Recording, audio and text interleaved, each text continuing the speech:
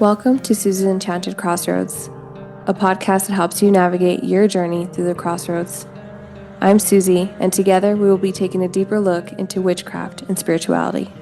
So settle in, and let's get this episode going. Welcome back. I know, I missed you last week too. Here's the thing though, I actually have been working so much behind the scenes. Even more so as I was coming into my solar return, which I will talk all about that in another episode, because this episode I interviewed someone freaking fantastic. I know you probably already saw in the title, but I was just in this space where I was like, I'm going to continue just shooting for the stars, right? And after I interviewed Steve Hine, I was just, I never really thought I would have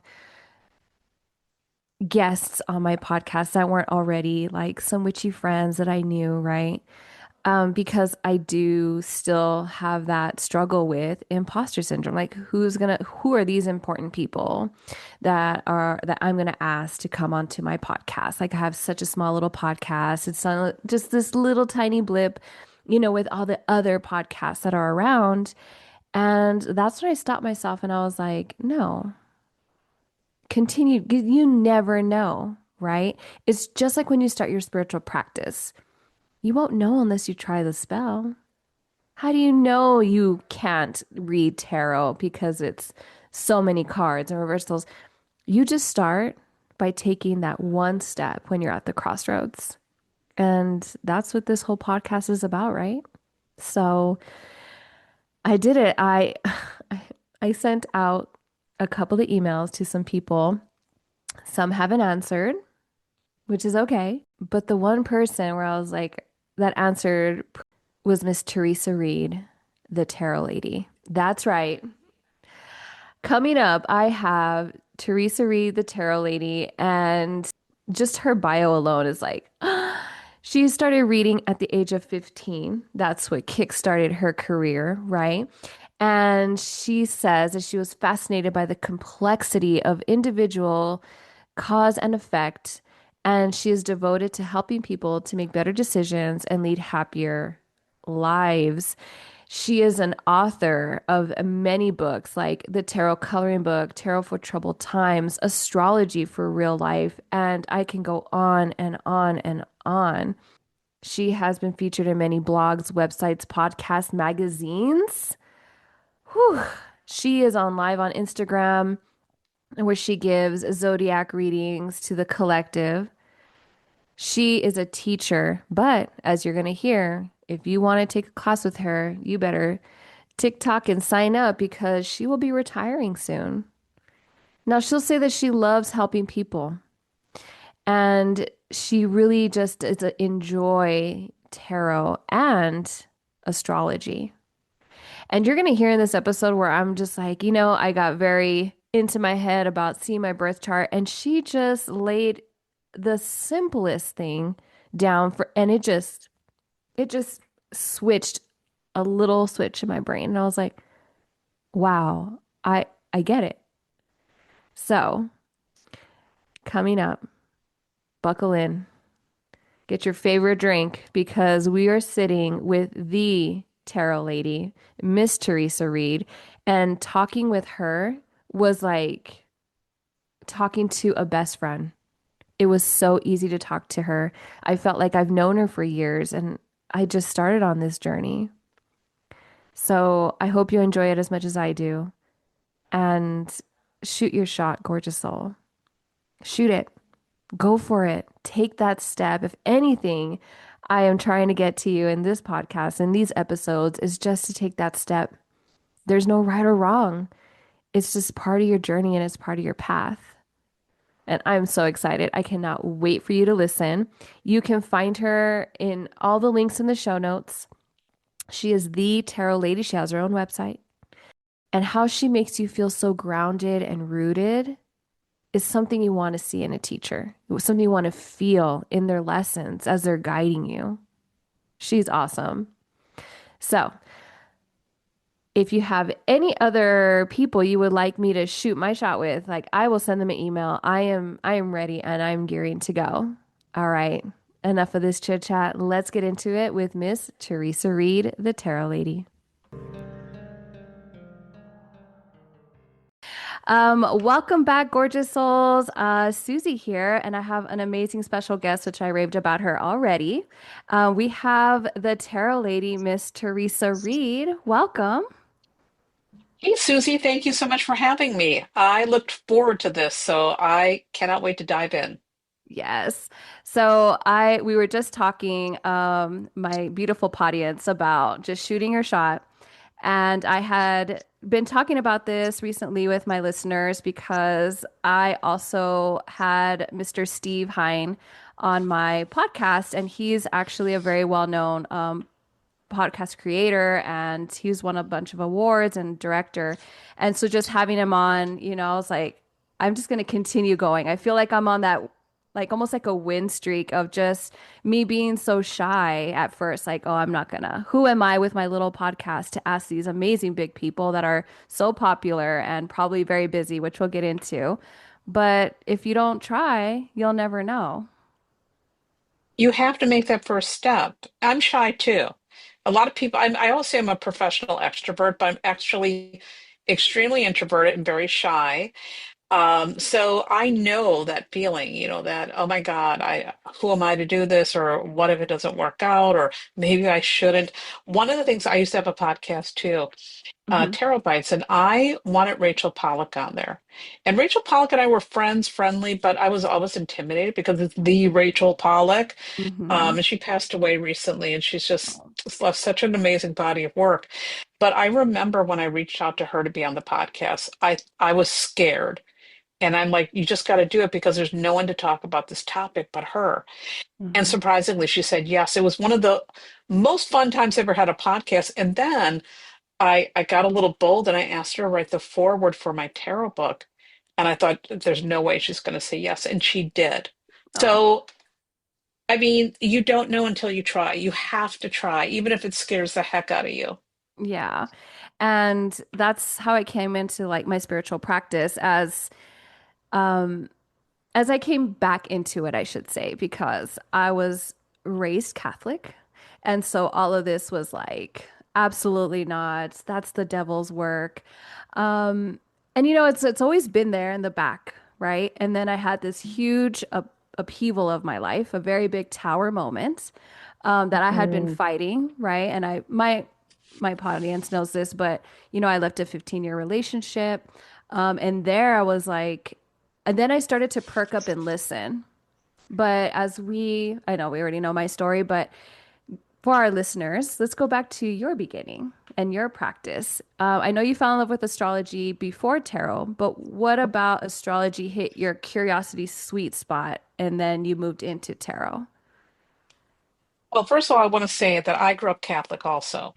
Mm, But I had a very different experience. There was none of this, like any of that is the devil's work or none of that. My mother was psychic. My grandmother was psychic. They believed in your dreams. I had another grandmother that we lived with, and she was really religious. And what she would always do is bring out candles and pray to the saints for things. hmm. So I grew up with all this mystical things. It was more like Catholic mysticism, I guess. And they were maybe too busy or didn't understand what I was getting into. So they never cared about tarot or astrology ever. When I Hmm. got into it, I was a teenager. And so I never had any like stigma until I began reading professionally. That was the first time I ever encountered people saying it was the devil's work. But I didn't have the experience growing up, and I'm really grateful that I didn't because it allowed me to get into this stuff with an open mind and without anything coloring it. So it could develop on its own. And the way I came into astrology, I had seen astrology. Like my uncle, we're farm folks, and they had the Farmer's Almanac laying around. And I remember looking at, I got a copy here because I write for the Farmer's Almanac now, which is really funny, but the Farmer's Almanac Yeah. has a section, on your best days, and it had a guy in there with all these astrological body parts. And I remember looking at this thing when I was a little girl and being fascinated. What is this? Mhm. And then fast forward to when I was 15, my best friend in high school was a fellow misfit like me. I was a weirdo, I was a lone wolf. Not that I minded. I don't care about that. I'm very much into doing my own thing. Always happened since I've been very little.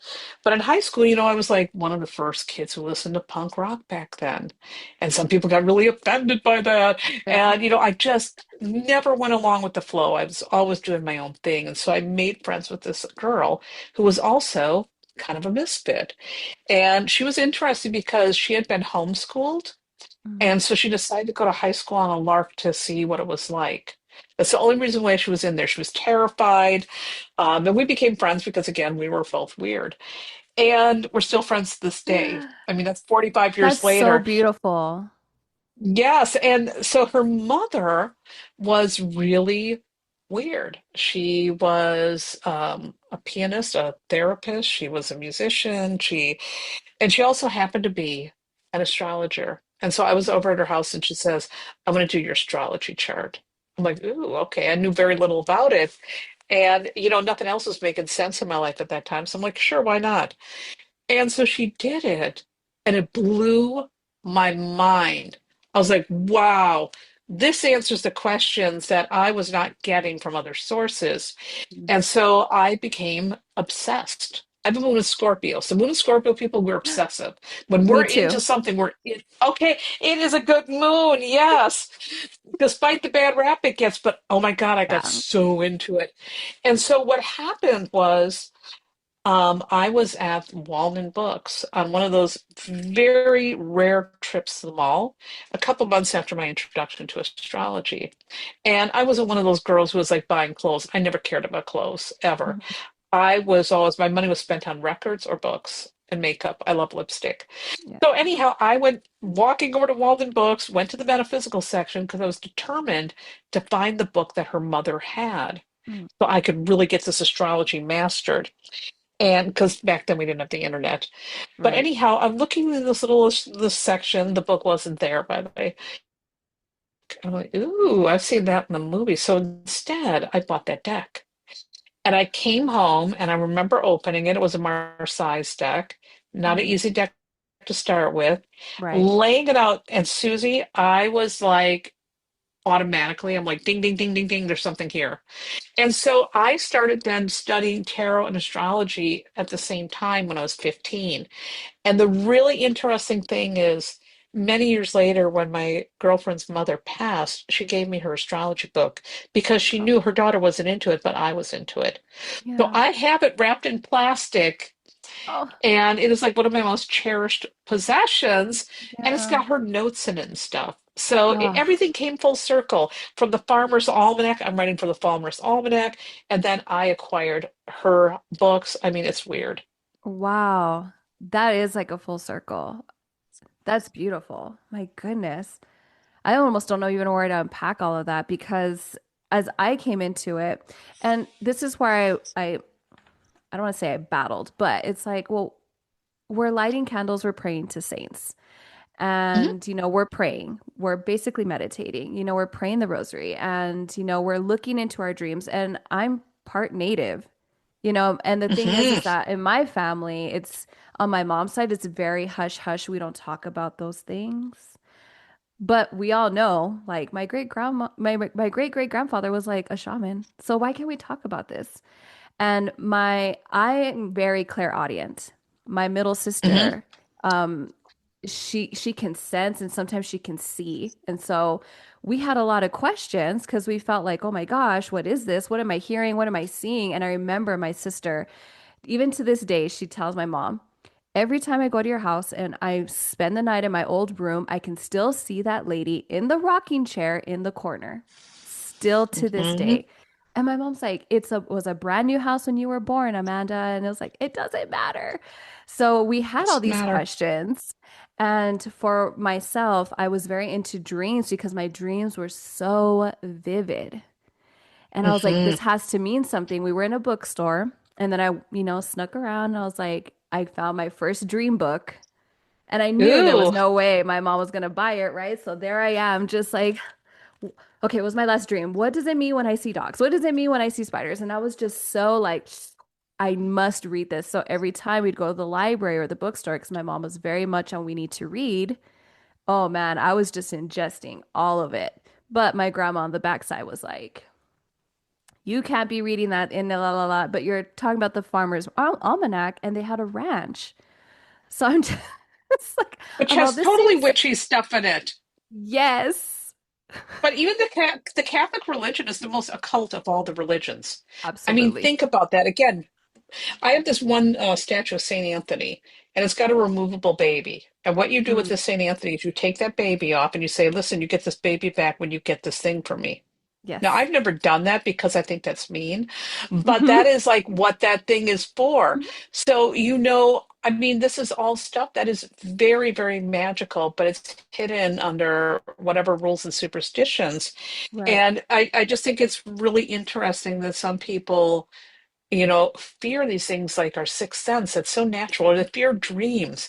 And it's like, why would you fear that? Why would you want to turn that off?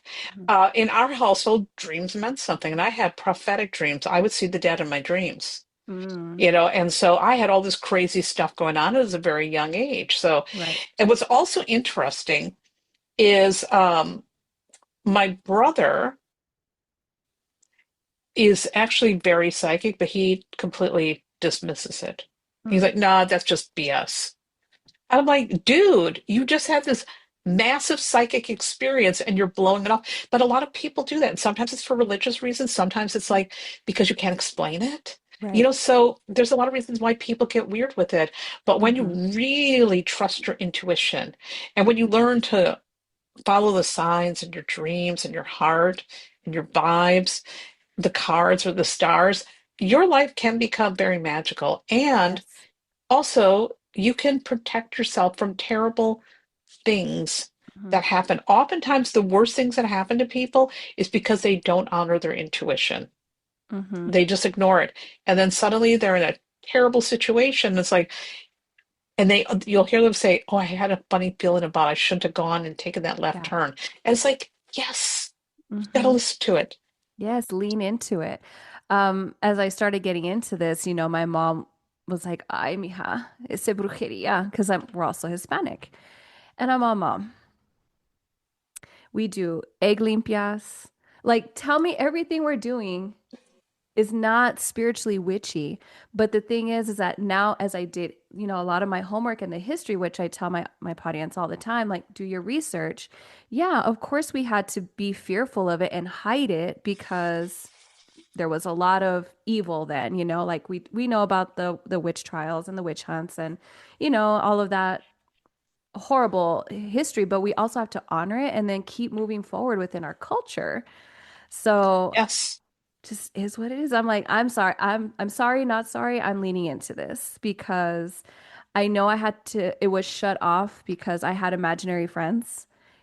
And Love that. from what I understood, it really did scare. And this is the grandmother on my mom's side, right? So it really scared her. And she was like, you absolutely need to stop talking, like, blah, and do not, because as a Mhm. child, you're wide open, right? But then Yes. teach. What are you Yeah. seeing? Who are you talking to? Who is it? And I lost my grandmother at a young age on my dad's side, and she was more, my dad would tell me, like, your grandma, my mom would see like the future. She was psychic. Like she knew a lot of Mhm. things before they would Yep. happen. And I'm all, obviously this is part of our our family history. So I want to lean into it because I feel like that's very important part of ourselves, like you said. Absolutely. And the other thing is too, I love how you mentioned, like a lot of the fear that comes around this stuff is because of things like the witch trials, Mhm. which were designed really to keep women in their place, is what that was all about. But Right. when you also think about some religions, like the Yoruba religion, which, the people of Yoruba were enslaved and they were brought over to these countries and they were not allowed to practice their religion. And so Mhm. they had to hide it under the guise of the saints because otherwise they were going to get in big trouble. suddenly that created things like Santeria or, Mhm. Candomblé, all these other religious offshoots where it looks Catholic, but it's very African. And it all had to get hidden. And it was all this colonization and stuff. So Mhm. there's also that kind of a vibe that, when you think about it from that perspective, the witch trials, when you think about enslaved people not being able to practice their religion, and all of that stuff getting squashed out of us. I mean, there are so many reasons, and then the patriarchy, why Mhm. we're all intimidated, or maybe why other people are weirded out about us accessing that information that's been there all along. Yeah. Been there all along. We've Mhm. always been connected to something greater, especially women. No offense, dudes, but Yeah. women are we're all very intuitive, we're very psychic, we're very feeling. And again, my son is psychic, yada yada yada. But women especially, we are so, so, so deeply connected to that. And that scares the hell out of the Mhm. patriarchy. Oh, of course. Power. I've talked about that Hmm. before in earlier episodes of this podcast. When we come together, the whole point of me starting this podcast, because I had one prior where it was myself and another co-host, but schedules wouldn't align because it's very difficult. So I was like, I love doing this. I don't care if two people hear it. Hmm. I feel like I need to get this out there. And, in my community, and social media is hard sometimes because some people are not very nice. However, when you find a good group and then maybe you do like a Patreon, like I just started it, right? I was like, I just want people to have a sense of support and belonging in a time where, especially when you're finding yourself on this path. Because I'll be honest, I started this path and I was like, it felt so lonely, but still connected to some people, especially when I'm like in my city. I was like, oh, what if people think I'm really weird? And then they start chastising me. And then you're still kind of like in, what do they call it? The broom closet. But then I was Hmm. like, I'm gonna go buy my own tarot deck. And I had no idea. I had no idea. But you I just knew somehow. a friend of mine, we were just chit-chatting, and she was like, "Oh, I got Reiki done," and she read my cards, and then I just perked up and I was like, "What's Reiki?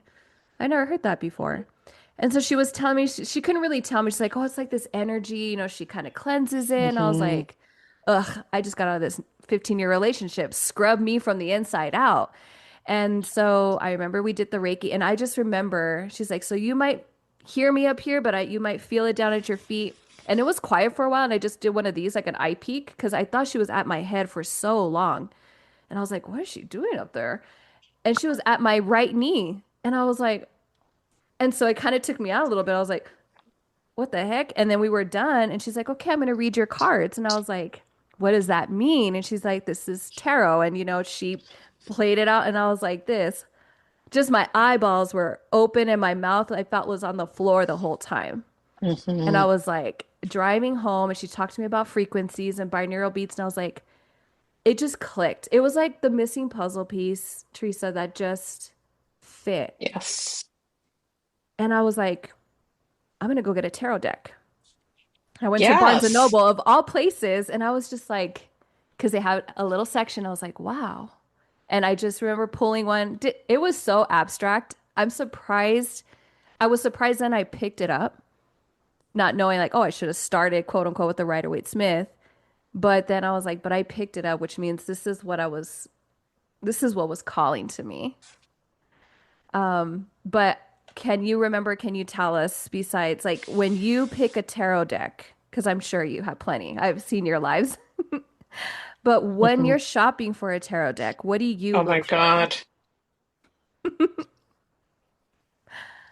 So, first of all, when I got my first deck, that was the only deck that was available. Remember, we're talking 1980, pre-internet. There wasn't even now. Would have I picked the Marseille's deck as my first deck? Hell no. That Yeah, was a it's so hard deck hard. to start with. So I still have a soft spot. Oh my God, I still have a soft spot for the Marseille's, but would not have been the deck that I would have chosen. I do think the Rider-Waite-Smith is an incredible deck for beginners. The reason why is it's more accessible with the images. It Yes. helps us to tap in. The pips are illustrated. And once you learn the Rider-Waite-Smith deck, you can read any deck. So I always recommend that for beginners. But for me, when I'm looking for a deck, Ultimately, the decks I really, really love, good card stock is important to me. Hmm. A box that's sturdy, not those stupid tuck boxes. I hate those. I love a gilded edge. Nothing makes Yeah, me happier. I really go crazy if it has a linen finish, which a lot of decks don't, but I right. love linen finish. And I love really beautiful and bright and colorful art. And if it is cats in Victorian clothes, bonus. Uh, or something like that. I mean, my favorite deck of all time is the Baroque Bohemian Cats Tarot, which I always laugh. I say it's kind of like my weird thing. Cats in Victorian clothes is just the cutest thing ever. So that deck is the one I love the most. But there are other decks that I really, really love a lot.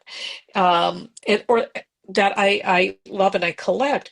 But when it comes to what deck I will use for a reading, if I'm going to read for another person, I no longer read for the public. It will always be a Rider-Waite clone. Usually it's the Wiser Tarot. And the reason why is because it's the most recognized deck. And so most people, they may have seen it. So if they're very new to tarot and they're getting a reading, they're going to recognize those images. If they go later on and maybe they want to look up the cards that I pulled, they're going to recognize it. Oh, yeah, that's that Fool card. That's exactly the card she pulled. And so it really makes it easier for reading with the general public. So my workhorse deck is almost 99% of the time going to be a Rider-Waite-Smith deck. When you did used to read for people, Hmm. because I know I do get questions on, oh, does tarot, predict my future? And I'm like, it gives you have choices, right? Besides, because you have a Hmm. choice. So when giving readings, or even currently, because I know you're online and you do for the zodiac signs, Hmm. um, how do you go about delivering the reading so that it is empowering and not enabling fear? Because I have seen a few readers that like to lean on the fear factor to continue to get that person to come in and get readings. And that gives me the ick, Yes, but it's disgusting. And I've been to readers like that. There'll be some that'll tell you got a curse on you, mm, or they'll give you false hope, like always coming back for sure. yeah, And I think you got to be really careful if you are a reader that you're not doing anything that is going to be crossing the lines of ethics or creating dependence. right. Dependence is something you don't want. And I remember when I would sometimes get a client, I could tell they were the type that would be that. I would always tell, because they'd always ask this question, well, how often can I come back? And if Yeah. they ask that question, they always got this answer, you only need a reading once a year tops. Nothing changes Mm, that fast, yeah. just to make sure they didn't start getting addicted. Early on in my career, I didn't know better. So I would have some people coming all the damn time, and I didn't realize that this wasn't helping them. They were beating a dead tarot horse. So, my cards started getting really cranky, Yeah. really, really cranky. They do not like that. So when you're delivering a reading, first of all, you have to make sure that you're delivering in a way that person is going to understand. You have to always have compassion because Mm, whatever they're going through, it's not yours to judge. You have to be right. neutral. All of your bias, your opinions have to go outside. All of your experiences have to go outside. You have to be utterly present for that person. Mhm. And that's not always easy to do either. And when you are looking at the future, you also have to remind people that they absolutely have a choice. This is where you are and where things are going. If you don't like the way your future looks, well, let's look and explore some other options that you may consider. So that's how I tend to approach it. But I Mhm. will tell you, I like to say the cards are always right, but human interpretation's faulty. Right. And sometimes also the person getting the reading can misunderstand things. Sometimes you also might get somebody you just don't connect with, you don't vibe with. Hmm. But in general, I have found that oftentimes, even the readings I don't like that I've gotten over the years, later on when I look, I'm like, ah, hmm. And my favorite example for um, a reading that quote unquote didn't work out because I made an empowered decision. And I use this one all the time. People have heard me tell this one. I got a reading, I was dating some dude, and this is when I was really young and wild. And he was seeing somebody else and not being really honest about it, and I'm like, I don't like this. And so I decided I'm going to go get a tarot reading. That's what any woman in, romantic dilemmas does. So the lady laid down the cards, and this was at a shop called The Magical Child in New York. which doesn't exist any longer. I don't remember much about the reading. I only remember the final card. And the final card was the Three of Wands. And she said, okay, he's going to choose you. And she's going to be on the outside looking in, this other girl. I'm like, really? She's like, yeah. I'm like, oh, okay. I went home and I dumped him immediately. I'm like, nope, I don't play that. I'm very straightforward with Hmm. relationships. I've got Aries on the seventh house cusp. So I dumped him. Oh, I was done. They ended up having kids together, getting married, getting a divorce, and then years later, him and I became friends again, and et cetera, et cetera. One time I was visiting and went to a pizza parlor together. We were hanging out, and I was in a long-term relationship that I'm still in with somebody I'm just nuts about, but we became friends. So we're sitting in that pizza parlor, and all of a sudden I look up, and here she is on the outside of the pizza parlor looking in 20 years later. All I could think of was that reading. And at the time, and here's again a really great example. At the time when I got the ring, I'm like, nope, I'm changing the future. I'm not going to wait around for some dude. I got time for right. that.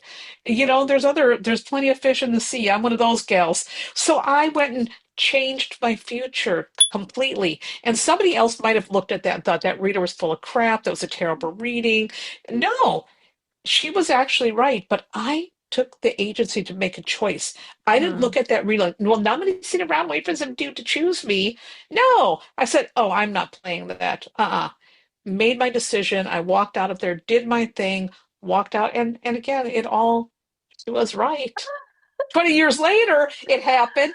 And that's what's really, really funny and magical about tarot and astrology. Even like with astrology, sometimes, when you're in the middle of some big astrological transit, it's sometimes hard to be objective. But then later, you go back and you look at the history of what was going on in your life at the time of that transit. It's like, holy cats, that's the way it worked out. Not how I thought it would, but it worked out Hmm. exactly like that aspect was suggesting. Wow. Yeah, my jaw was on the floor. And I've had some clients email me back like months later, and they're like, "Hey, Susie, I just wanted to let you know that at the time of the reading, and especially if they're new, like nothing what you said was like hitting. I was like, oh, maybe you were wrong, blah, blah, blah, until this thing happened. And I remembered I went back to the email or the audio or whatever I sent, and it finally clicked. I finally saw it. And now I do preface that like if it doesn't resonate right now, it might later. These are your guides and your energy. So I'm just Yes, pulling the cards out. But again, going this back is what's to coming through. exactly going back to like people that are always coming back, my cards also did get a little cranky, right? As well as Mhm. guides because it was the same person with the same question just the Yep, next month. And I'm all, girl, not he good. don't love you. You got to It's keep not moving healthy. on. And Mm-hmm. as readers, we have a responsibility, I believe, and I had to learn this again through being in business a long time. We have a responsibility for recognizing when someone is using it in an unhealthy way. And we have to make sure that we are telling them that this is not going to be appropriate for you because we don't want to be number one liable for every decision that they make. Yeah. And we want people to go and live their lives and let the guidance be in the background, but live your lives, see what happens, keep an open Mhm. mind, test things out. And we also, yeah, I mean, as readers, it can be so tricky too. Because some people want to come back all the time. They maybe are going through something, they need validation. And so knowing the balance of how can I really help this person and make sure I'm helping them and not enabling them or hindering them, it's a tricky balance. Yes. Yes. Yeah. I had to. One of the reasons I was like, no more with this. This is not Uh-uh. healthy. Yeah. The only time I would break that rule is if somebody was going through something incredibly intense. And listen, no offense to anybody who's listening, asking about an ex, mm-mm. Mm-mm. Once they're an ex for a reason. If you're going to Yes. come back and noodle over that, you're wasting your energy, your time, your life, and mine. Yep. I don't want to noodle about that. But I would have a client, for example, who was dealing with a life-threatening illness. Mhm. And for example, they know they're going to be passing on. They might be coming in a little bit often more Mm. often to like really tie up loose ends. Or maybe someone's going through a terrible, awful divorce and they just need one person to listen to them Yeah. and tell them they're not crazy. Hmm. So there's times where maybe you can bend the rules, but in general, we still have to be very, very careful because we never ever want to encourage dependence. And some of those readers who do the fear mongering Mm. or who tell people he's going to come back, he's going to come back, he's thinking about you. I see that on TikTok and I want to scream. They make Hmm. a lot of money. Yeah. They make a lot of money because you are creating this thing where you are enabling people. And I think also that's kind of conning them. Oh And I yeah. think it's better to be honest, like, this is my abilities, I do my best. Um, and no, you can't be coming all this time. You've got to go live your life. You've Hmm. got to figure this stuff out. I'm just here to guide you. That's it. There's a lot I could say about all of that, but it is really important that we are not creating that dependence or that fear in people. Fear sells. Hmm. Fear sells. I Oh hate yeah. that. Yeah. Yeah, especially because people are looking for comfort. So this kind of leads into my next question. And to be honest, when doesn't it feel like the world is burning, right? A big dumpster fire. But how can someone use tarot or astrology to bring comfort rather than continuing to doom scroll or feel that almost that fear so that they continue to like click, maybe give that person the clickbait that they want. How can they at least look at it for themselves, either astrology and or tarot? First of all, if you are coming to a reader or watching some person on social media and they're making you feel really scared and anxious, or they're making you feel really obsessive, you got to be very careful. That should be your first sign. Okay, this is a little bit of a red flag, and I Mm-hmm. need to be careful. Maybe this isn't the person for me. Reading should never be fear-based. They should always be based in love and trying to help people. So if you are getting those readings or paying attention to that, really buyer beware. Buyer Mm-hmm. beware, pay attention. How are they making you feel? Are you feeling empowered? Are you feeling like this is going to be something that's going to help me? And when we're also delivering the information, we have to be conscious of our words. We have to be Yes. conscious of how we're delivering things. And especially right now, I know the world's been a dumpster fire all since the beginning of time, but Yeah. right now there's a lot of things going on.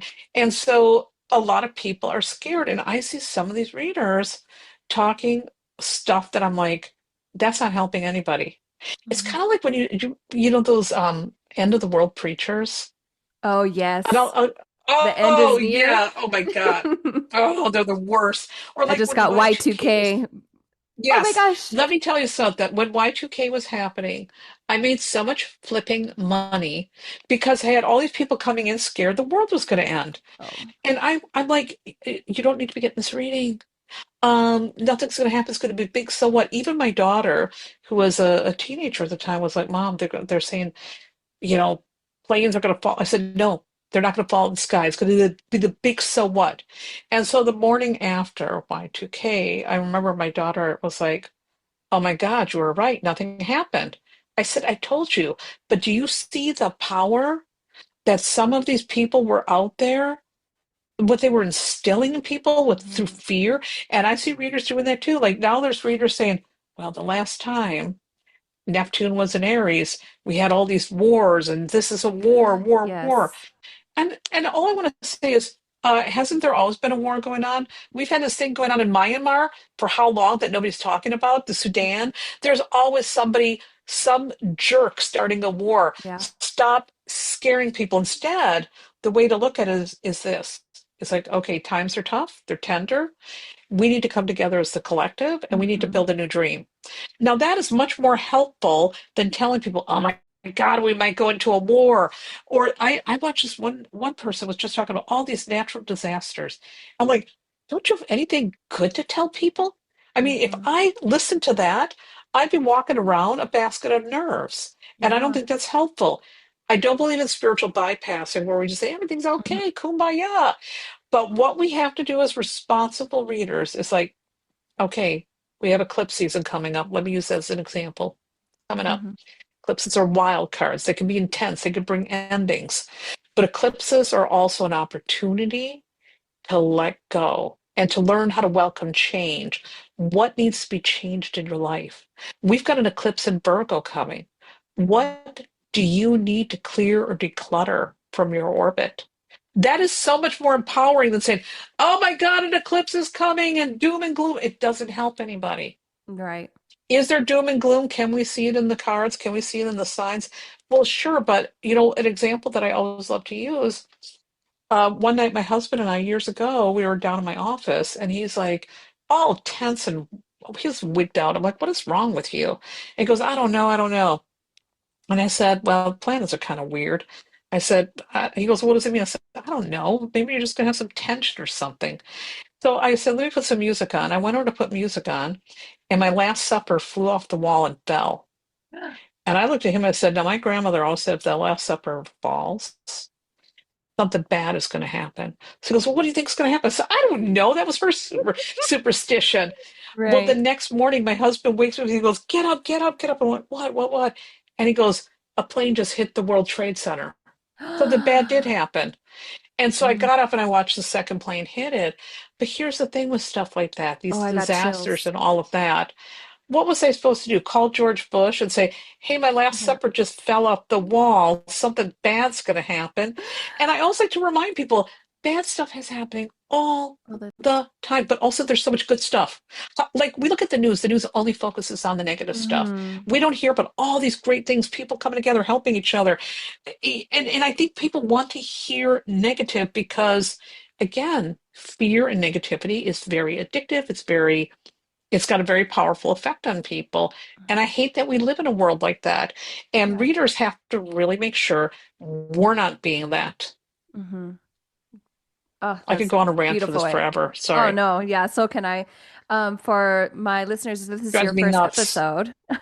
I just did an episode on what spiritual bypassing is. So if you want to go back an episode or two, please, please, please listen to that because we're not all love and Important. light because that's not the world, but we're also not here to fearmonger either. Um, No, we have to the thing is we have to survive this thing called life, right? mhm, And if we're sitting there flipping out, you know what? You're not going to be able to live fully in this crazy thing. And a reader's responsibility is to help people get through this, to mhm, get through the hard things, to make sense of the things that are terrible, to find their way towards a meaningful life, no matter yes. what is going on in the world or in their worlds. Mhm, We have got to keep them safe and steer them in a direction that's going to be for their highest good. You do not do that by instilling fear in people. You do not do that by instilling dependence. Or by mhm. spiritual bypassing. Spiritual bypassing is terrible. Everything Yeah. is okay, but wait a minute, this is happening in my world. I need to acknowledge it. We Mhm. have to have, we have to be able to acknowledge it. One of the things I used to really hate, and I still hate it to this day, is when people would say, everything happens for a reason.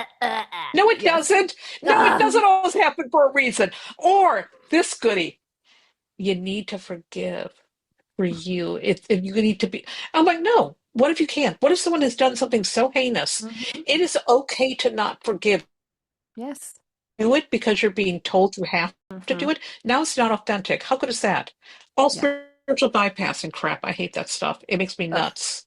Yes. And a lot of that too is to subside, to the patriarchy because like, oh, that's just how they are.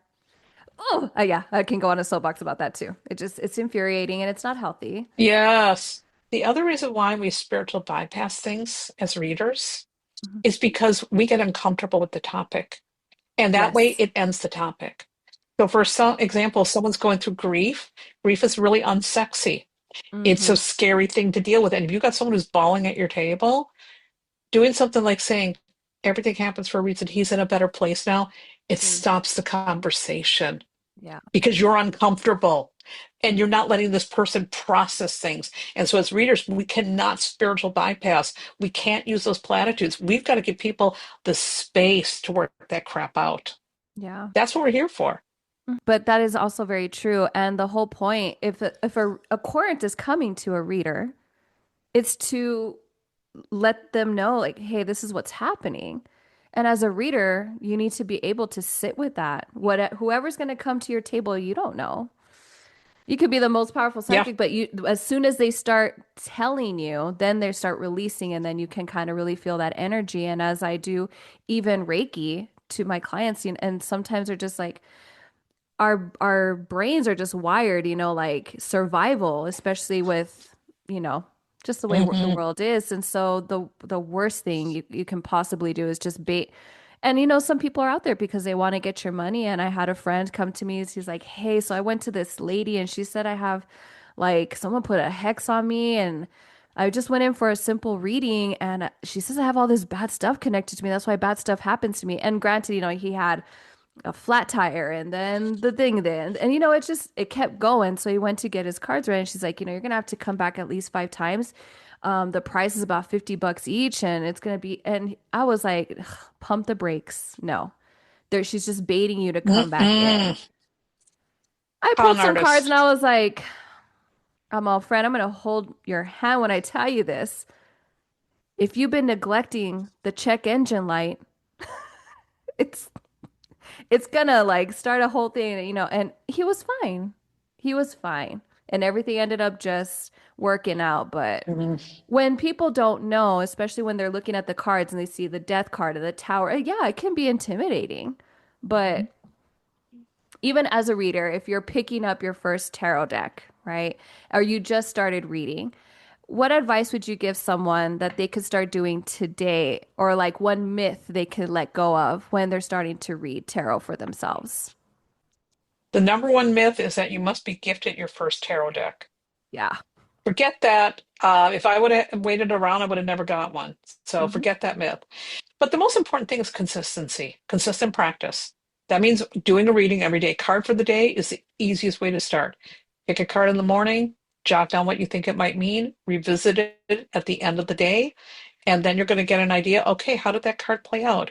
Did it play out differently than I thought? Like, let's Hmm. say you start the day and you pull let's say the Four of Pentacles, and you might think, okay, well, this is the day I need to watch my budget. So today, keep a close eye on my budget. But instead, what ends up happening is at the end of the day, when you reflect on it, you realize that your boss refused to give you a raise and was acting all greedy and Mm, crappy. Now you're going to be looking at that card like, oh, the miser. That's how it showed up. Let me pay attention. yeah. So that's the best way to start. If you can take classes or work with a mentor, that'll accelerate Hmm. your progress. Also, another thing, listen to podcasts like this one about people talking about it so that you understand, okay, what is the theory? What is the ethics behind it? They're talking now about spiritual bypassing. What does that mean? They're talking about the Two of Cups. Okay, let me take notes. These are things also that are going to help you. Even like sometimes watching people on social media read cards can help you see how they do it. Just make sure that you are picking people that really know what they're talking about and are delivering it in, again, an empowering way. One of the people that I recommend is Golden Mirror Fortunes, Fernie. Bernie is really positive. He, not spiritual bypassing, but very positive, very empowering. He delivers the information so clearly that if I was a beginner, I'd be like, okay, I'm getting it. I'm getting it. Because again, it's the way he delivers. I think he's a good one to watch. I think Elliot Adam is a phenomenal reader. Watch Elliot. Elliot's got two books out. Fernie's got a book coming out sometime next year. Um, Let me see who else are people. Stardust Wanderer Tarot does some good readings. Um, I mean, there's a lot of good readers out there, but I really think Fernie and Elliot are two good people to watch because they explain it just so clearly. You're going to walk away thinking, oh, that's what the fool meant. Got it. So Perfect. start there. Thank you. How about age? Because I know sometimes that comes into play. I'm too young, or they're too young. I'm too old. Do you feel that it's just something anyone can dive into at any stage of life, or do you think this is a good age to begin? Anytime you want to start, it doesn't matter. I've had students who are brand new who are really young. I was a young reader and I did not have students. I mean, I didn't have a teacher. I got screwed. I was in a rural area. I had to Hmm. learn the hard way with a Marseille deck. Oh my God. Um, but don't recommend that path. But I've also had students who've been in their, 70s and 80s starting for the first time. They're retired. This is their new hobby. They're into it. Yeah. I love that. So it doesn't matter what your age is. What matters is your interest and your commitment to it. And if Hmm. you commit to it, you will get it. Some of the best readers are children because children see them as picture books. They just read what they see. There's Hmm. no filter. There's nothing, no experience or bias to color it. Pull those cards out in front of an 8-year-old once. They will read you to filth. They really will. And the best reading I've ever had in my life was from somebody who was not a professional. Yeah. So don't assume that you can't learn it or that just because you're new to it that you're not going to be good at it. Best reading ever was from someone who was not a pro. Hmm. Never had a reading like that since. That's amazing. I feel like sometimes when you're a pro, you're like, or you go to someone, right? That's like, well, I shouldn't assume, but at least I want to give the best reading, you know, versus a kid. I mean, you want an honest answer, you'll go ask a kid because so those elementary school age kiddos, they're brutally honest and they'll tell you those Ooh, shoes do not match that shirt, yes. girl. Yes. Oh my God. My daughter was just here in my house.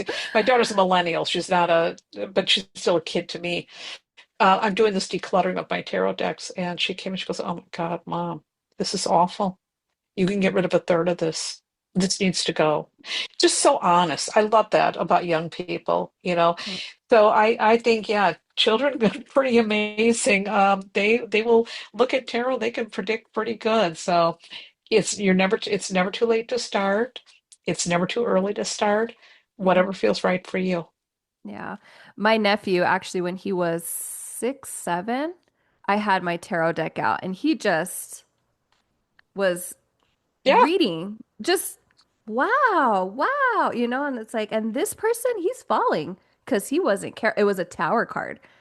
This person is falling because he wasn't watching himself. And I was like, and what else, Mhm. baby? Tell me.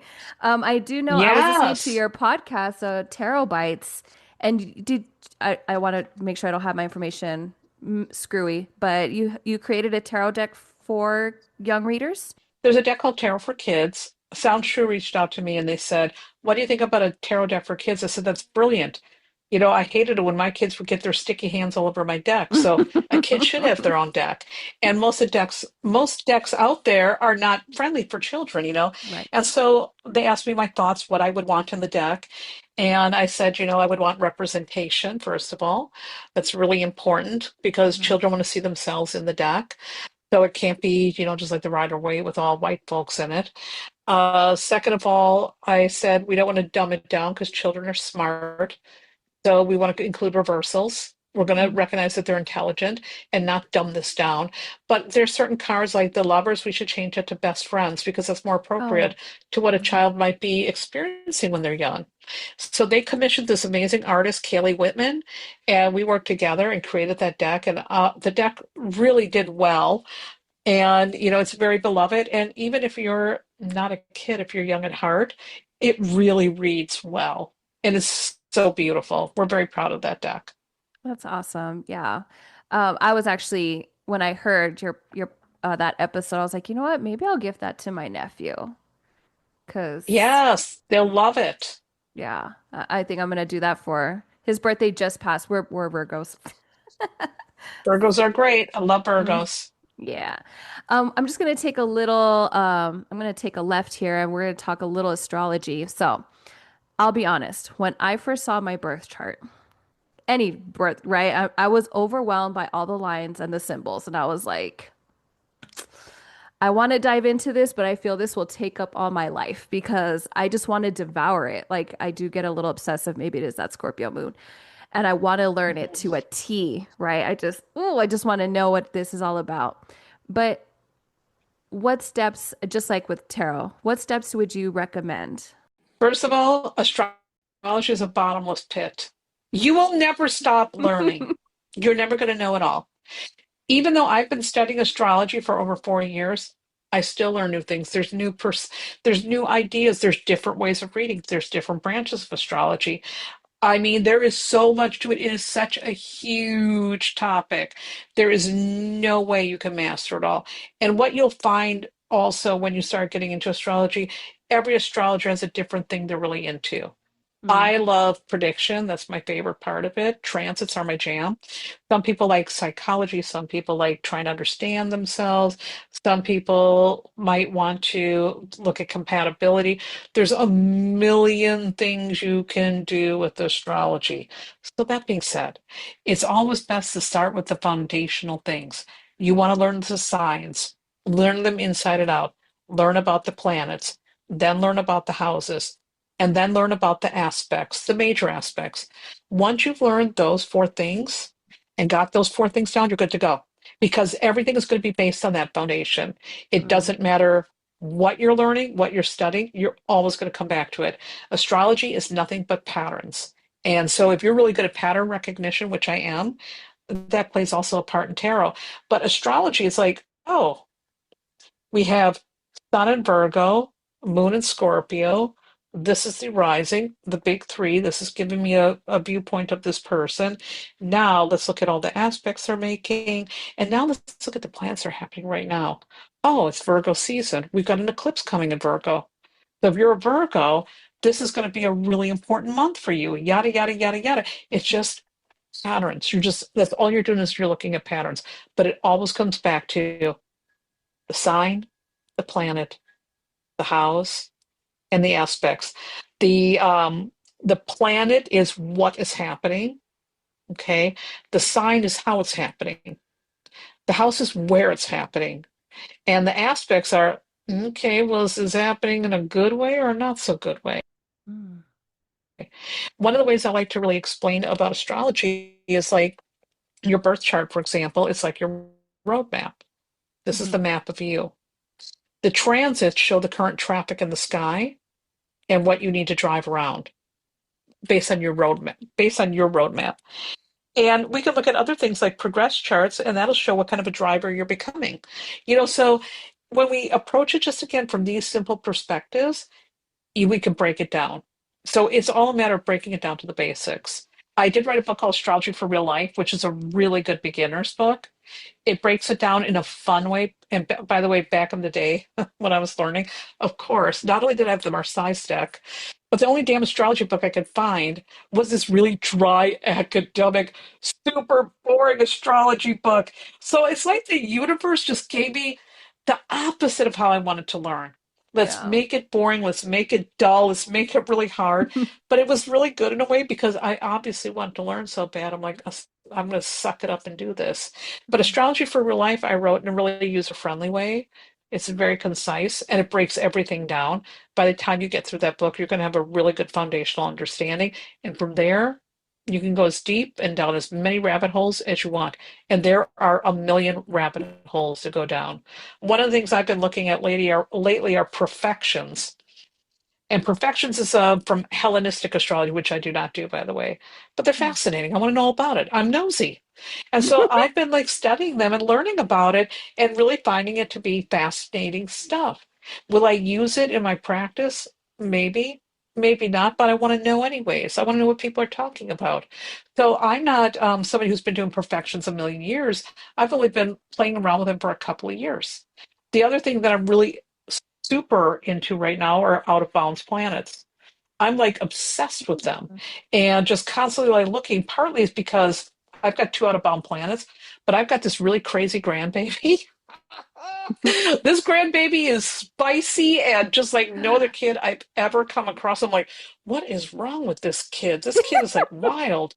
And I went and I did their astrology chart, and I'm like, oh my God, they have four out of bounds planets. They are operating on a very, very different orbit, so to speak. So stuff like that, it gets me down a million rabbit holes then. And that astrology is a big topic. After 40 years, I'm now all into this stuff. You never know. Yeah. I'm like, hold on. You just breaking that four down. I'm like, that is so simply beautiful. That's all I it feel like is. I could grasp it now because when you see it, it's like a chart and it has like all these symbols and numbers. I'm like, no. And then I see like the circle, right? And then it's like all these lines. I'm like, cool, cool, triangle. Don't know what that means. I'm gonna come back to that. But maybe also the universe threw the hardest things and the most boring because you were just meant to create the most fun and more digestible for us in the future. That's what I try to do with all the stuff. It's like, let me break this down and explain it so it's not intimidating, because I think this is information anyone can learn and everyone should access. Because one of the things that I found by understanding tarot and astrology, number one, I understand myself better. Hmm. Number two, I can understand the other people around me better. I can also sense how energy is working. I can look at the planets and say, okay, the moon is in Sag this weekend. This is going to be a good weekend for fun, adventure, running my mouth, doing whatever. You can really start to just move with the flow of life instead of swimming upstream against it. When my kids were born, and my kids always think I'm nuts, they roll their eyes. I planned them by astrology. And I wanted my first child to be a girl and to be a Leo. She just made Leo. She came 3 weeks early. Second child, I said, wanted to be Aquarius, wanted to be a boy. I got a boy, just made Aquarius, came a week early. I was panicking in the delivery room because I wanted to have children that I would get along with, which everybody Right. thinks is nuts. And when I did my daughter's chart, because she came so early, her due date would have been the perfect child. I looked at the chart, I'm like, oh my God, I cried. I'm like, this is such a difficult chart. She is a Leo, Moon in Taurus, Mercury Leo, Venus Leo, Mars Scorpio, Scorpio Scorpio. I mean, it was just like, oh my God. I'm all mutable, she's all fixed. Mm. But I knew that. It's like, okay, I just know because she's fixed, she's going to need a lot of structure. That's going to be important. She's going to need reliability. She's not going to flake out on her, which I don't mind that so much because I'm a mutable sign. Mhm. So I knew that that's what she needed. Now, my son, his chart's more like mine. Like, okay, I just need to pick my battles wisely with this little Aquarius and talk things out, and we can be a little more loosey-goosey. And my mother used to get so mad. She goes, "You're raising these two very different." No, I'm not. This is what different things. You can't raise your children this. And my kids, Mhm. by the way, turned out great, and we're really close. And so I mean, the astrology worked, or maybe I just got lucky. My son lives around the corner, and my daughter lives 5 minutes away. We hang out together all the time. We talk every day. We're Oh. like very loving, amazing bond. Grew up in a household like that. None of us got family. Ugh, I love that. See, but that's very smart, honestly. And I didn't recognize it or understand, obviously, until later, where looking at the chart can actually help, especially if you're a parent raising children. And I actually did pass that to my sister because, she's Yes. raising, obviously, my nephew, and he's a Virgo, and she's a Virgo moon, right? And I'm just like, girl, like, because he's very I like to have things like this and it's not perfect. And sometimes you would get so fussy and upset. And she's like, I just keep telling him it's fine, just relax. I was like, we can't though. So we have to and so like I showed her how to pull up his chart and we're both very new, so we're trying to figure it out. But I'm gonna tell her about your book so that way we can live our best lives as an aunt, because I also want to have that connection with him. And so that he feels more empowered also. Yeah, well, and another book I wrote is called Twist Your Fate, is how to manifest success with astrology and tarot. But also in that book, I talk about you can get along with anybody once you understand their astrology chart. And for children, the most important thing is their moon. What is your child's moon in? Because that is going to tell you everything about what they need emotionally to be happy and secure. So, using my children as an example, my daughter has a moon in Taurus. She needs security. She needs a hug and a blanket, and she needs to know that you've got her back. Mm. She also needs, again, a lot of structure, and because it's a stubborn moon, you can't let them be the dominant ape in the household. You've got to make sure they know who the boss is, that you're the dominant ape. And my son has a moon in Gemini, and he's very like light and easygoing. And moon and Gemini children need to be able to talk it out. They need to discuss it. If they do something wrong, you can't go and say, you're going in your room and that's that. You can do it with the moon and Taurus, but moon and Gemini, okay, let's sit and talk this out. What's going on? And, Mm. so I raise them both very differently. And I think that that is, again, really helpful. Now, I have a moon in Scorpio.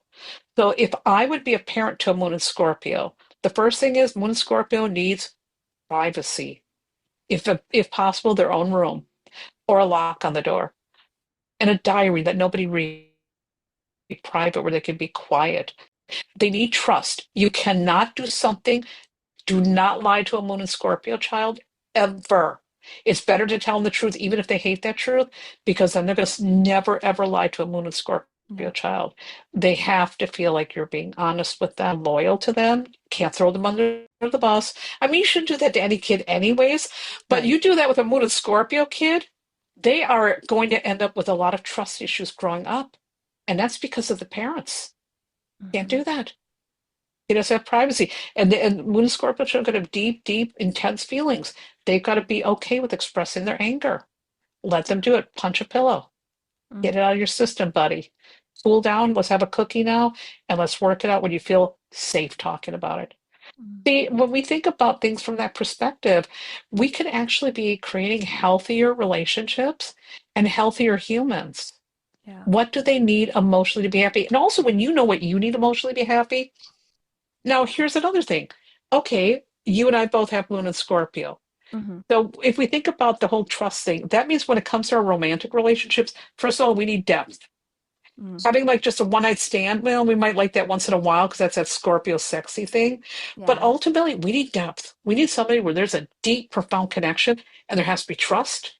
None of this BS with like, are they into me or not into me? We need to know. It needs to be straightforward. And we also Hmm. need a partner who respects our privacy, where we can have some time by ourselves and they're not taking offense to it.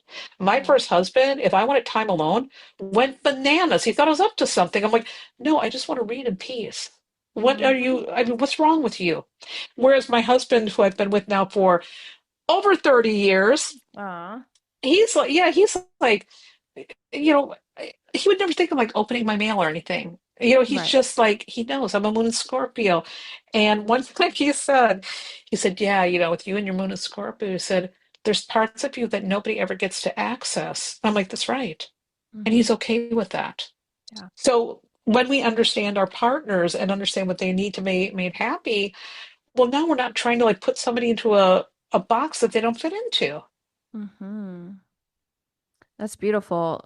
And all of that says so much, just why I feel like astrology is something good, even if you're just for yourself. Same with tarot. And my takeaway is I'm going to tell my husband, who's a Taurus moon, that I'm the ape that runs this household. Listen, Taurus moon men, they're very easy. You make those guys a good meal, they're yours. Cook that man a meal. I'd be making that man steak and potatoes and brownies with ice cream, and I'd be wearing a sexy little apron while I was doing it. Moon Taurus men, they love that food and that pampering. And yes, they want to be dominant, but Moon and Scorpio, you ain't gonna dominate us. Mm-mm. Yeah, no, thank you, sir. Yeah, I Mm-mm. didn't Not gonna understand dominate my, us. yeah, because at Mm-mm. first it's like it's always the sun sign. And now that I'm more into, okay, now I understand my rising sign. I'm a Sag rising, and oh, I'm a Scorpio moon. What is all that about? So it really did help that I went into the depths here. Dive into that moon because again, that is what you need to be happy. I mean, my husband's got a moon in Aries. Technically, moon in Aries and moon in Scorpio shouldn't get along. Hmm. But for him, what he needs in a relationship is a really independent partner. Thankfully, I am that. And it was really funny with him. He loves it when I get mad. Ooh, and I used to get in trouble because I have a really red hot temper that I've had to learn to calm that sucker over the years. That's because Mercury's in a square with Mars in my chart. So my temper is volatile, it's violent. I'm not going to be ashamed of it, but I'm not proud of it either. Right. I've got a horrific, horrific temper. And I grew up in a household that was violent. So I have that tendency. Mhm. And I've had to curb that and learn to curb that. But when I get really, really mad about something, he gets super turned on by it. It's so weird, but that's that fiery mood. He likes a Hmm. woman with a little spice and fire. He doesn't want me to be domesticated. He wants Hmm. me to be a little bit of a badass. I'm like, oh my God, I'm not that chick from the Terminator. He's like, oh, when you're mad, you are. Yeah. So I love funny. that. I love that. He's like, you know what? I'm gonna light her fire today. Let's see. That's awesome. When Um, I get mad, that's his jam. that is so funny. I love that. Let's actually uh switch gears into your all of your work that you're doing. And again, I want to say thank you for carving out some time because you're very busy. And are you able to talk about the books that you're working on? I have a new book coming out next spring, and it's called The Book of Astrological Returns, but it's every life cycle from the sun to Pluto. And I wrote that book because I was going through my second Saturn return and my Jupiter return. I'm like, how come there's not all that information in one little book? Why don't we have all the returns? Because I've done return charts all different types for like clients and myself, and even like around return charts for like historical events. I'm like, why the hell isn't this all in one place? And why isn't there any books on this and that? And so I told my publisher, I said, I'm really frustrated that there's not one book with this stuff, with maybe some examples. And then I'm like, screw it, I'm going to write the book. And they said, that's a great idea. So the Book of Astrological Returns will be out on May 4th, 2026 on Wiser. I just signed a book deal and I cannot talk about that book yet. It will probably be announced in the publisher's marketplace soon, so you can keep an eye on that. Okay. And I also just finished writing the book for another tarot deck that I'm not allowed to talk about yet. So that's all in.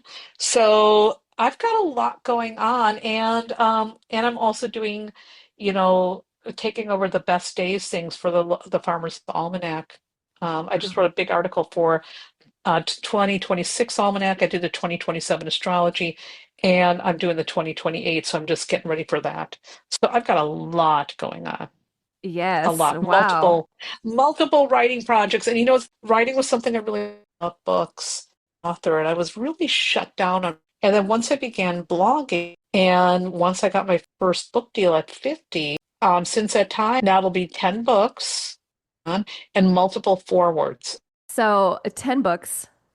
Can you just walk us really quickly through your writing process? How do you keep it fresh? Obviously, you're seeing what was lacking, especially in this new book that's coming up. But how else with so many books, and obviously this is your passion. I love that. Hmm. I've always had the dream, and I know I'm gonna bring it to fruition. I wanted to write a book. But I also get into like my perfectionism where it always stops me and I'm like, well, what am I gonna write? Who's gonna read what I'm gonna, you know? And so how do you either, if you even have creative blocks, or how do you keep it fresh book after book? Well, first of all, I'm an idea machine.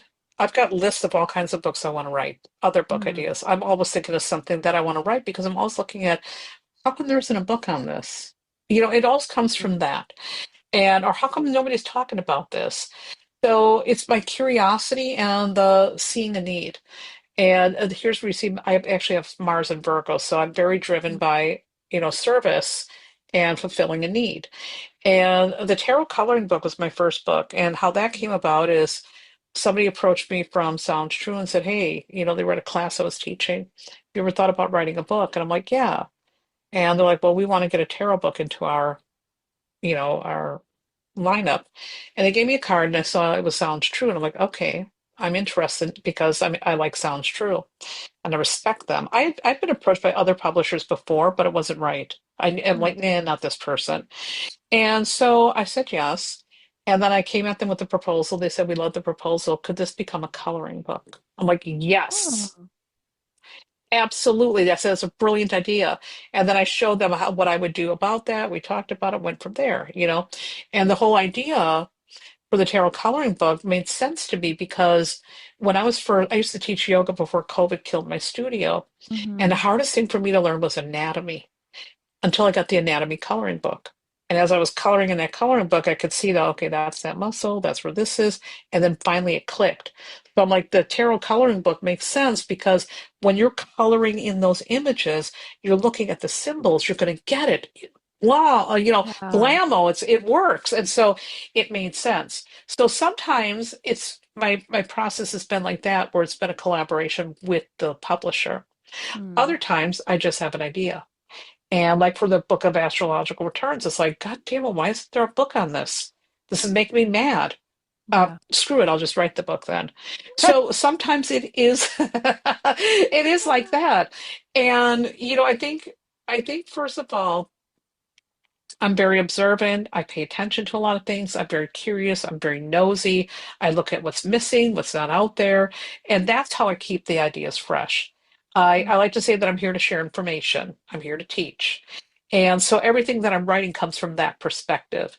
And there are so many other things I want to write about Mm-hmm. and that I have ideas about and opinions about, and very strong points of view and life experience, yada, yada, yada. And so, I mean, that really drives me. And I think that's why I don't run out of things to write about. And I'm very disciplined. I'm like hyper disciplined. Everything in my life is very structured. Right now, you can't tell it because this Zoom thing is blurring out the background, but we're renovating. So my entire office is tore apart. This is like a stack of the decks I'm going through. Mm, And it really disrupts my routine. So I have to work really hard with my little list to stay on my routine so I don't let this crap distract me. mm, So shutting out distractions, I'm super hyper disciplined. And also, to be really super transparent, I don't have young kids underfoot. mm, I'm 60 years old. I'm nearing retirement. I do have the time to do this. I am not like working some total 9 to 5 corporate job, coming home, cooking, and taking care of little mm-hmm, kids. I've structured my life and my work so I have the time to write. mm-hmm. That is something I couldn't do like 20 years ago. Right. So to be fair, where people are like, wow, you're so prolific, I'm like, I don't have little kids underfoot. Mm-hmm. I'm not caring for an elderly person. Right. I'm not in any way physically disabled. I have a lot of privilege that allows me to have that time. Not that privilege is having your kids grown, but let me tell Right. you, having grown kids really does open you up to having more time to do things you want to do. Yeah. So, that's also another thing about it. And I'm going to retire in just 5 years, so I'm doing a little more teaching, and then in 5 years, I'm not teaching anymore. It's done. Oh, And then the whole time will be devoted to any kind of writing I want to do. that's And amazing. I'll have more time for that. Yeah. I do appreciate that you do put that into perspective because myself, I'm always, and I love teaching. I really do. Right now in the public school system, very difficult. Like right now, I'm ready to I almost know. close that chapter on my life where people are like, you're so young. This is my 13th year teaching. And Mhm. I teach dance. I've taught kinder, and right now I'm teaching Wow. high school. And I love the kids. And a big part of why I wanted to teach in the public school system versus at a dance studio is to give students, Yes. children, the opportunity to dance without having to fork out a lot of money because it's just expensive. Now, living in Texas is also very draining on the teachers, and right now it's like this is maybe not where I'm going to continue on. But then I'm like, well, I want to teach. I've been wanting to teach a tarot class. I want to teach. I'm a Reiki master. I want to teach others like to how to self-regulate, and I am very hard on myself, and I'm like, well, I am. I don't even have a 9 to 5 because I also coach the dance team, and Texas football is everything. So we're at the football games. Of course. So I have to also be kind to myself where all the things I want to do, there's just not enough time in the day. So I want to say thank you for at least saying that out loud so that other people like myself, it's like, well, and it's hard not to compare. It's like, well, so and so's already written a book and a this and a that and this, and I'm still quote unquote stuck here. And that is not the mindset we You're not should be at. stuck. You're Mm-hmm. not stuck. First of all, you got to put on horse blinders and not look at what anyone else is doing. Mm-hmm. Because if you look at what everyone else is doing, you're going to go bananas. And a lot of times, what people don't understand now, there are people who look really super successful online. They'll be like readers or whatnot. A lot of them have a spouse that pays for everything, and they're not transparent about that. Or they have parents who are supporting them. And so it looks like they're super successful, but they don't have to worry about making ends meet. Now, when I was a Yeah. young tarot reader and running my own business, we were dirt poor at the beginning. We were Mm-hmm. super freaking poor. I had to work 7 days a week. I worked long hours. And then I opened the yoga studio. So I was teaching, I was working full time as a tarot reader, and I was a high volume reader, like 8 readings a day. And then I would be teaching yoga on top of that and caring for children and helping out my elderly parents. Mm, I did not have time to write. I didn't have time for that. I was blogging though. And I made time for blogging and doing my little, podcasts and this and that. And I found ways to do things as efficiently as possible and in the time I could do it. And it took a long time before I was even financially secure. I probably was in business, I would say, and I didn't, I read tarot for 10 years before I went pro. And so I had read for a long time. And my business was sustainable right from the beginning. I was very lucky. But before I even actually felt like I was making enough to like live decently, that took about 10 years. mm, 10 years. So it wasn't until I was almost 40 before I was really making a decent living and I got really good at business. Like mhm. suddenly I somehow, I don't know what the hell went happened. I plugged into, like Steve Jobs, I don't know, but I got really good at business Yeah. and really learned about structures and how to run a business and yada yada. Then I got on the internet. And so then a lot of things really picked up speed and started doing well. But my journey was not an overnight success. My journey was hard. And like I Mhm. said, we were really poor. So, Yeah. and there was nobody to support us. My husband's a musician, the Mm, starving artist. yeah. That's my husband. And my husband has that whole money is a dirty thing mentality. Oh my God. So, I mean, we really had some rough times in the beginning, super, super rough, Yeah. which I don't look back on any of that as a negative. It's like it just was. Hmm. But we didn't have the benefits. But I do have a benefit of having an able body, Hmm. and I have my home. I have a partner who's emotionally supportive. So there's a lot of things I also had that made it easy for me to go into my career and really make it happen. And I think it's important. Number one, don't beat yourself up. Number two, you do what you got to do. Number three, don't believe the hype of everybody else. A lot of it is smoke and mirrors. Hmm. And there are no overnight successes. If it's an overnight success, chances are there's some smoke and mirrors there. The Hmm. reality is this work is hard work. It takes time before you're really making it, before you build up a clientele. There is a lot of stuff that comes with this work that's really hard. And that's why a lot of people don't last because the Hmm. work will eat at you. It will get to you eventually. You have to have a very thick skin. And also, a lot of people who get into like creative work, they don't think about things like the future. They don't put money away for a rainy day. They don't, they work under the table. I Hmm. was working above the table, totally legit, paying taxes and stuff, all that unsexy shit, Yeah. which meant it took me longer to get where I needed to Hmm. go. But I just think about all these things and all the myths out there. And so many people think, like, I can't write a book or I can't run a business. I'm like, yes, you can. Yeah. Just don't believe this other hype. Be practical, be pragmatic, do it at your speed, do what feels right for you. And also, if you can get some support or help, even better. If you got a good Hmm. supportive partner, even if they're not like funding you, but if they're there for you emotionally, that makes a huge Yes. difference too. Oh, yes. Oh, thank you so much for saying all that. Because I know even for myself, I've had to sit myself down and be like, Susan, you work and you coach. And I was newly married. I just got out of this relationship. Like, give yourself time. But at the time, I was eating it up, and I was like, I just want it now. And every tarot Yeah, reading I had gotten was like, okay, so be patient. And I was like, if I have to hear be patient one more time, I'm gonna strangle somebody. And at the time, I was like, strangle myself, because it's just, we're human. We want things like this. of course.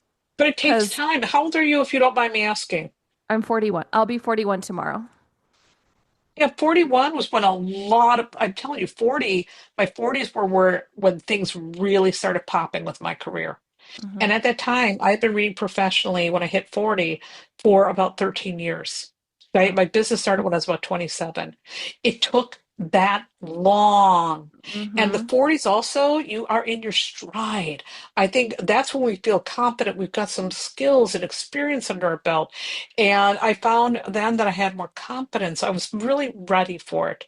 And I'm glad I didn't have like overnight success when I was like in my 20s. Oh my God. Yeah. I mean, I was doing okay, but really starting to build that sustainable thing at the middle of my life. And now I'm coming to the end, and it's like we're getting ready to retire. And I've really planned well for that. Of course, you never know, life could always throw a lemon into things, but Right. I'm now looking at, okay, I've got 5 good years of teaching, and then I'm going to be done teaching. Done. Yeah. And I'm planning for it and Mm-hmm. working my way towards that, and hopefully everything will work out. But don't Mm-hmm. beat yourself up. Even if it doesn't happen until you're 60, Mm-hmm. what matters is that you do it, that Yeah. you put the effort forward, that you do things that you're passionate about, that you love. And don't worry so much about the monetization part. Mm-hmm. Just make sure you're doing work that you love, because if you love it and you love your clients, that's going to shine through. And that is going to be what really brings more success than anything. Yes, for sure. And I love all my Give a clients. crap about people. Give a Yeah. crap about people. Mm-hmm. Yeah, that's important. All right, we're coming towards the end, and I like to do a little fun speed round because honestly, Teresa, I could talk to you. Oh my gosh, like I said, I'm a chatterbox. So let's get some fun questions in, and then we can do where people can find you and all that as our closing. All right. Now I'm new. Benny the Goat, tell us, where did he come from? He is a star, man. Can you give us a little bit of It's insight on Benny? this crazy goat. So the whole thing is, first of all, I like goats because I think they're really funny looking. But my son was dating a girl at the time, and we were watching 90 Day Fiance. And I have a whole bunch of plastic little animals. I just love them. And there was a woman who had to buy a goat for her husband's mother in Hmm. order to win the mother-in-law over. And I said, gee, don't ever do that for me. And the next day, the doorbell rings, and here she puts, there was a plastic goat in a bag. And of course, I thought it was really funny, but on closer inspection, I realized that this goat had these really giant private parts. She Uh-huh. didn't know that. And I'm like, oh my God. And so it became my favorite plastic animal. And we named it Benny. But one day somebody was asking me online, they're like, oh, you got all these plastic animals. Which one's your favorite? I said, oh, that's easy. It's this stupid goat, Benny. And for some reason, then I don't know what the hell happened, but people started asking about the goat. And so I started just bringing the goat into jazz things. I'm like, yeah, well, I'm so boring. Let me bring this freaking goat in. So he became my sidekick. Somebody wrote a theme song for the goat. I Yes, mean, yes, we have goat mugs. It's ridiculous. So it's just something funny and silly. And I mean, Benny's even got hats and sunglasses. So he does. that's the whole story. Benny, and his name is Benny Margotis. So that's his full Margotis. name. That is Yes. adorable. Okay, so I just wanted to give some because I also needed the background because I didn't know the history. I was like, this is hilarious. Like here comes Benny and So his little it's so Okay. corny, and it's funny because I have some people whose kids watch it. They watch to wait for the goat, Yeah. which makes me laugh. I mean, not just kids, adults are just waiting for that little goat to come on. A little goat, my little buddy. Okay, so if Benny could talk, what is the first piece of tarot or astrology advice do you think he'd give? Ooh, if Benny could talk. Well, first of all, Benny would want all tarot decks to have goats in them. Mm. We really like it when there's a goat in a tarot card. So if Benny had to give advice, he would probably tell people to just chill out and hang loose. And he would also say the Capricorns are the goat, GOAT, greatest of all time. The Capricorn, and Capricorns are goats. Yes.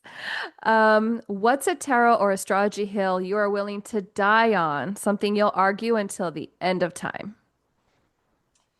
Ooh, I don't know about that. I tend to be kind of open-minded. Oh, I do have one.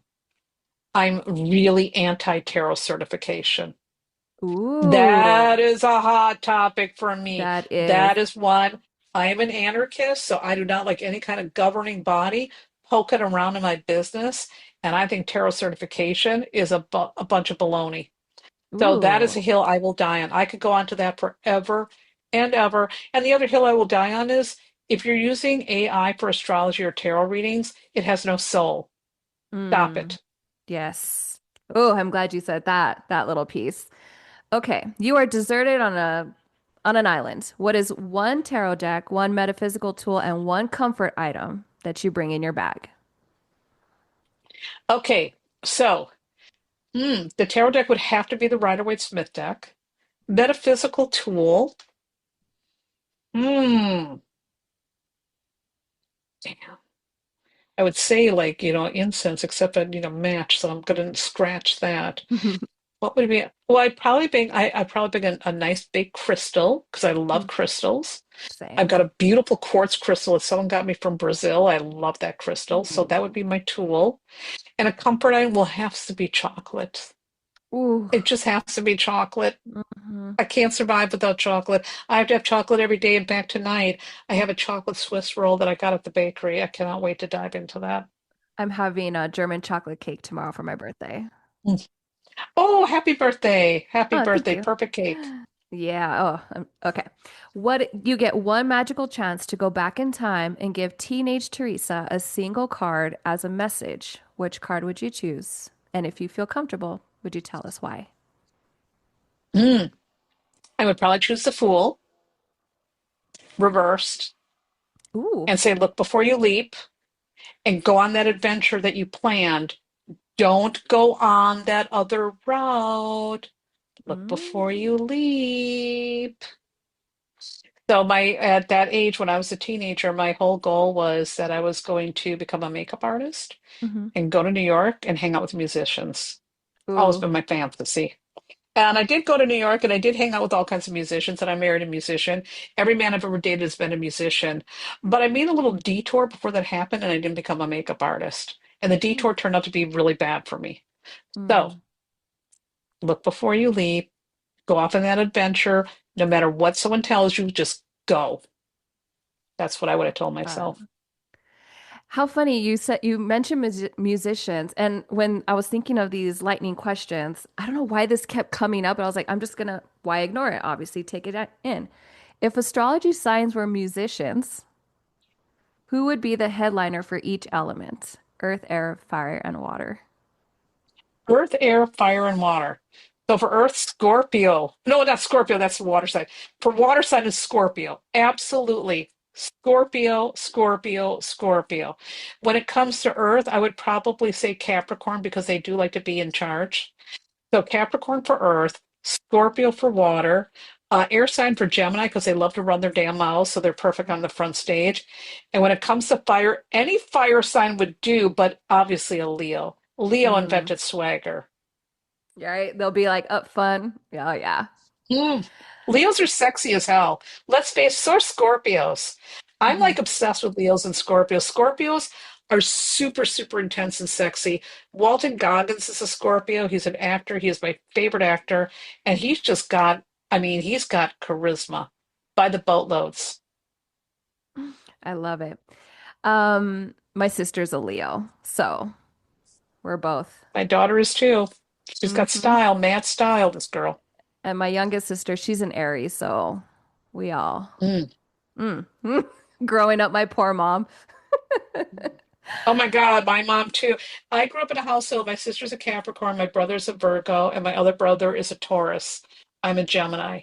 My dad's a Virgo, so it was almost all Earth. My mother's fire. She was a Sag. And so it was really hard because all that Mm. Earth, oh my God, drove me nuts.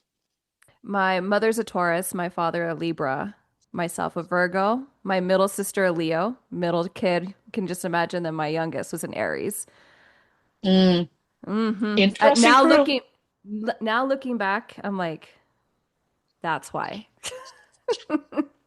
Okay. Thank you so much again for making time and being here. I would love to have you again, hopefully, when you can talk a little bit more about your upcoming book and tarot deck. Where can people find you? What do you else do you have going on? I think you said you had classes you teach. Yeah. So the best place to find me always is at my website, thetarotlady.com. I've got a free newsletter. You can sign up that'll let you know everything that's going on in my world. I'm on social media. Generally, my handle is the Tarot Lady. Mostly Instagram is where I tend to like do most of my stuff. I'm actually on social media far less than people think. I do a cut and run because I just don't like being on my phone that much. Mm. Um, and I also teach over on Patreon is where I do my main teaching. So my Patreon is also the Tarot Lady. I am going to be teaching now. It's less than 5 years. I'm counting it down about 4.5 years, and then I'm retiring from teaching. And then I will only do like one-off things here or there. Occasionally, I do teaching, like I'm doing a tarot techniques class for Inside Events USA. So occasionally, I'll do other things outside of Patreon, but that Patreon's my main hub for teaching. Okay. You said you have a class coming up for tarot? I have a class over on Patreon. We have monthly classes in tarot, astrology, and business. But the Mm-hmm. class that I have coming up for Insights Events USA, it's called Intermediate Tarot Techniques. And so there's still time to register. And it's going to be a 4-week live on Zoom class where we're going to be talking about things like reversals, and other things that are just going to enhance your technique. So if you're got the basics down, this class takes you to the next level.